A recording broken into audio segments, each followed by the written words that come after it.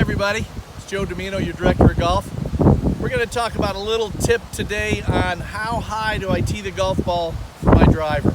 Okay, a couple of things you'll notice years ago when you used to have the old persimmon and laminated woods, the driver, look at the size of that, to look at the size of what we have now.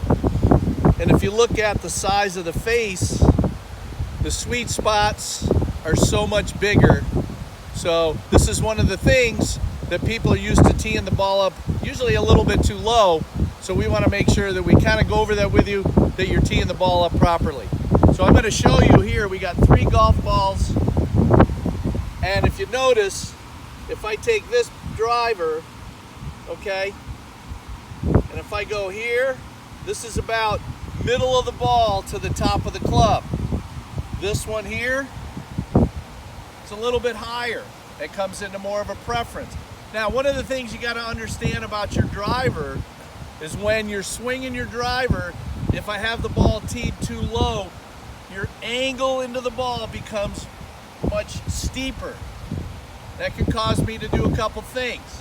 One, I can top the ball, or I can hit so far down on it, it's going to pop it up and I'm going to create a lot of backspin, and I'm not going to hit the ball as far. If I have the ball teed up a little bit, usually on your driver swing, you're hitting on the upswing to create the ball to have top spin, and it carries in the air more, a little bit of the physics of golf, but you could change the distance of your shot by 10 to 15 yards. The ball can hit and release and roll out better. A lot of you don't have that ball that hits and rolls out, it just kind of lands and stops. That's because you get a little bit too steep on the angle and the ball's got a lot of backspin, so it just stops. So really take a look at how you're teeing the ball up with your driver. Bigger face drivers we have now, more forgiveness. Rule of thumb, middle of the ball, top of the club.